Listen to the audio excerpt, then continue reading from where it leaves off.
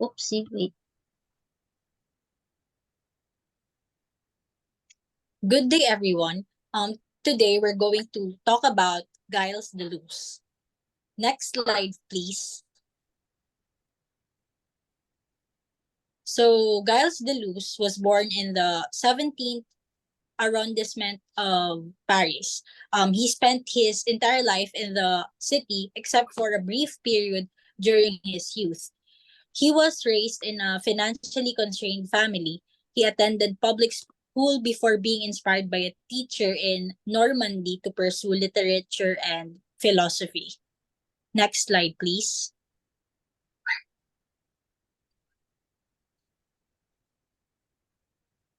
So after completing his aggregation in 1948, he he taught in high schools and published influential works and formed important friendships with Michel Foucault, with intellectuals like Michel Foucault, and he also published Nietzsche and Philosophy in 1962. Next slide, please.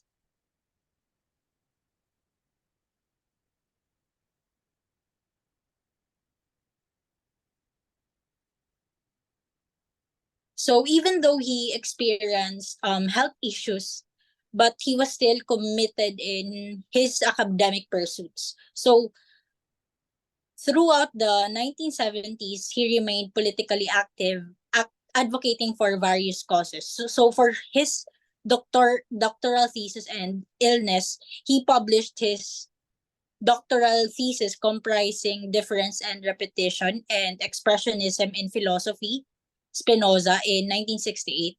He experienced the first major incidents of pulmonary illness. Ito na yung um ano niya, um health issue niya. So later on in his career, he took up a teaching post at the University of Paris 7 in 1969. He also met Felix Guattari. So Felix Guattari was a French psychoanalyst, philosopher, and activist, best known for his collaborations with Giles Deleuze. So together, they co-authored several influential works, including Anti-Oedipus in 1972, which will be tackled on later on, and A Thousand Platus in 1980, which are part of their two-volume series in Capitalism and Schizophrenia. So Deleuze and Guattari introduced the concept of the rhizome as a way to understand interconnected,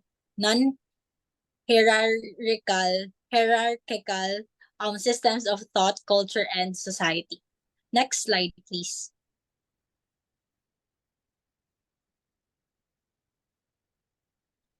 Pabalik. So Deleuze retired in 1987, leaving behind a significant legacy in philosophy. That's all for my part.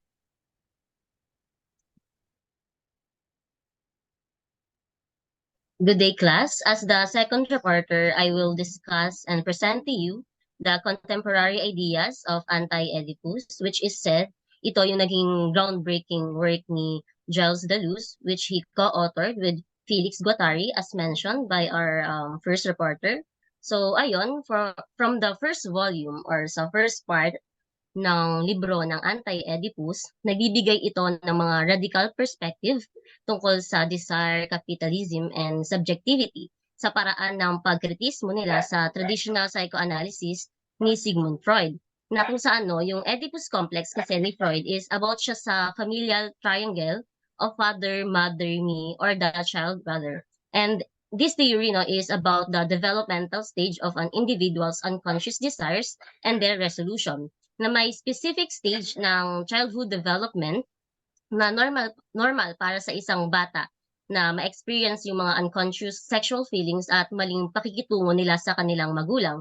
Whereas inopose ito ni Deleuze and Felix kasi nakikitaan nila ng structure sa economic ng Oedipus complex is merong kapitalistang lipunan na yung Oedipal family is dynamic is siya yung nagti-trigger or yung primary source of repression at naging dahilan ng suppression sa konsepto ng subjectivity, which means kontrolado at nalilimitahan nito yung unique perspective or even the experiences at identity of an individual or group. And sinasabi rin nila na nagre-representa ito ng universal stage ng psychological development. And dahil dun, no, they suggest na yung concept of anti-Oedipus is hindi maaaring maging universal concept kasi maaaring may mga potential theories that will react of indirect human desires na magdudulot sa mga psychological repression at social oppression. Therefore, it imposed yung Oedipus complex a model of capitalism type of body without organs. Kaya para kay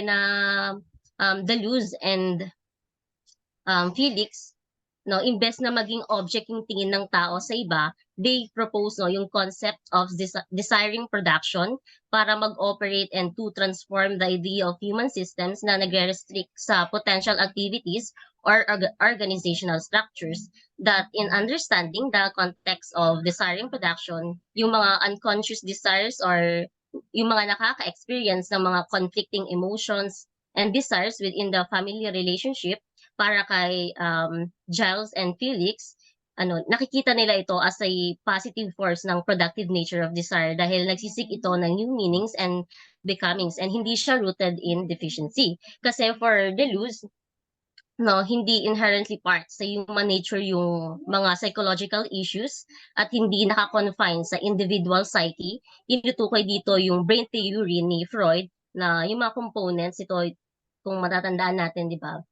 Yung id, ego, superego, conscious, unconscious components, but rather no, tinawag ni na Deleuze ito bilang unconscious mind, no, yung individual psyche ng desiring machine na relasyon siya ng political and social force ng between siya sa people and environment, yung experiences nila.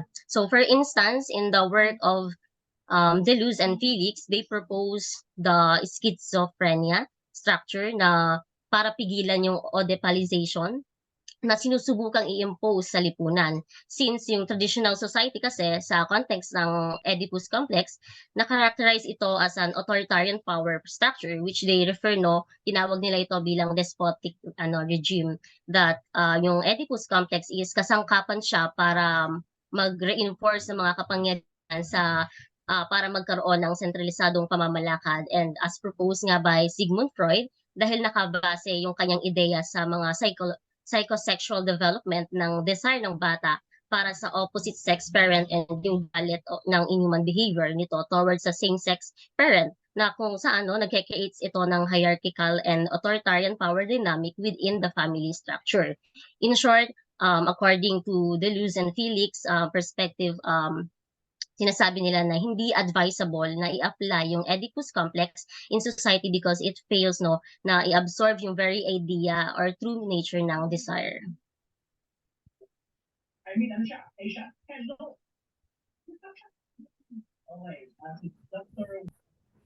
So let us move on to post-structuralism. Post-structuralism is a philosophical and theoretical movement that emerged in the mid-20th century, primarily in France, as a response to structuralism.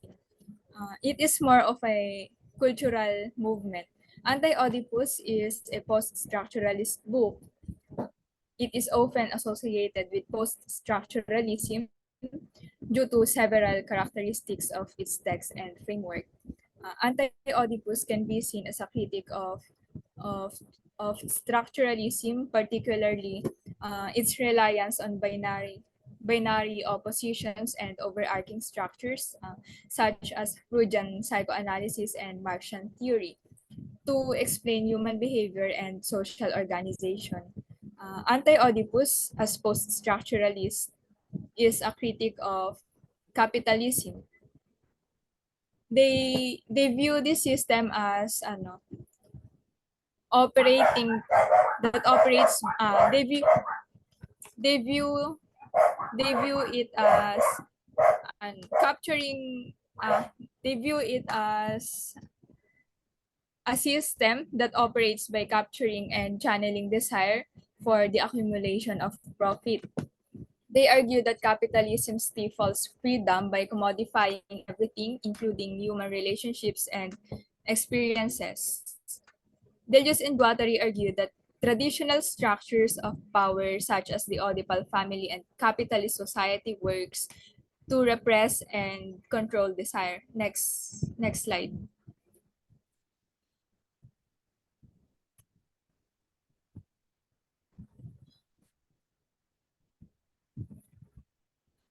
Freedom in Anti-Oedipus. Deleuze and Guattari argue that traditional structures of power repress and control desire. Traditional structures traditional structures of power such as the Oedipal family and capitalist society works to repress and control desire. They propose the concept of schizophrenia as a form of resistance to these repressive structures, which they view as potential source of freedom. Post-structuralism is characterized by skepticism towards fixed meanings and grand narratives. Anti-Oedipus challenges traditional source of authority, including Freudian and psychoanalysis and capitalist ideology, uh, by deconstructing their assumptions and demonstrating the ways in which they operate to control and limit human desire. By challenging the traditional notion of desire and exploring the ways in which desire flows and circulates within the society, they seek to open up new avenues for liberation and freedom. Next slide.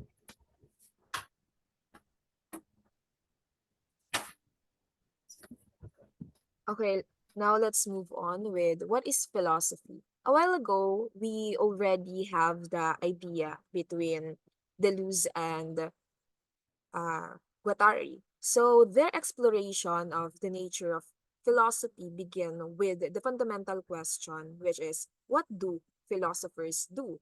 So here they argue that the role or the purpose of philosophy not is not just to present a worldview or a system of doctrines or belief, but rather to generate concept. So this concept are dynamic and permanent, and they are formed by the act of thinking itself rather than abstract notion or generalization. So according to Deleuze, philosophy is an artistic pursuit that entails the development of fresh perspective on the world, questioning conventional wisdom and going beyond common sense. So, ano nga ba ang function ng philosophy? So, expanding on their idea of philosophy's nature, Deleuze and Guattari emphasize the philosophy's function as the development of concepts that help us understand the complexity of the world. So, they propose that philosophy interacts with virtual potential that underline actual phenomena at the eminence level. So philosophy thus turns into a form of thinking that aims to articulate the virtual and offer fresh perspective on the world. Additionally, they also emphasize the role of philosophy in creating a plane of immanence, a conceptual space that enables the emergence of new possibilities and connection, challenging the established order of things. So, next slide, please.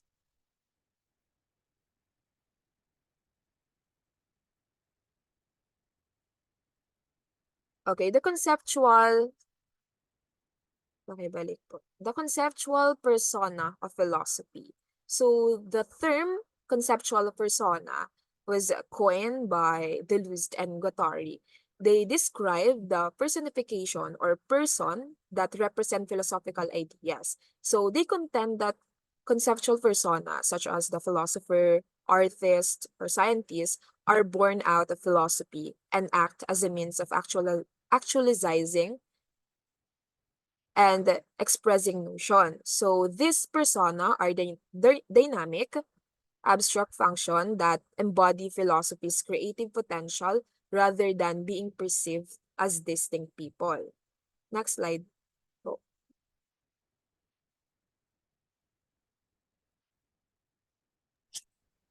So in conclusion, Deleuze challenges traditional notions of identity and sameness, emphasizing the creative power of difference and its role in generating novelty. So, yun lamang po para sa report namin. Maraming salamat po.